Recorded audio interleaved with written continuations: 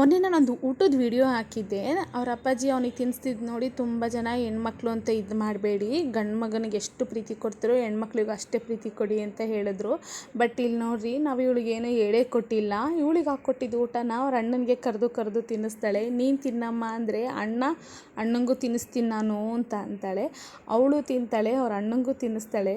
ಹಾಗೆ ಸುಮ್ಮನೆ ಕೂತಿದ್ದಳು. ಅವ್ರ ಅಪ್ಪನ ನೋಡಿಬಿಟ್ಲು. ಅಯ್ಯೋ ಅಪ್ಪ ತಿಂದಿಲ್ಲ ಅಲ್ಲ ಅಂತಂದು ಅವ್ರ ಅಪ್ಪನಿಗೂ ಕರೆದು ತಿನ್ನಿಸ್ತಾಳೆ.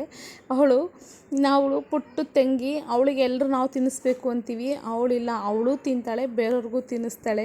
ಇದು ಬಟ್ ಅವನು ಆಗಲ್ಲ, ಅವನಿಗೆ ನಾವು ಯಾರು ತಿನ್ನಿಸ್ಬೇಕು, ಇಲ್ಲಾಂದ್ರೆ ಅವನು ಊಟನೇ ಮಾಡೋದಿಲ್ಲ ಅವನದು ಆ ಥರ. ಬಟ್ ಇವಳ್ದು ಆ ಥರ ಅಲ್ಲ, ಇವಳು ತಿನ್ನೋದಲ್ದಲೆ ಮಂದಿಗೆಲ್ಲ ಕರೆದು ತಿನ್ನಿಸ್ತಾಳೆ.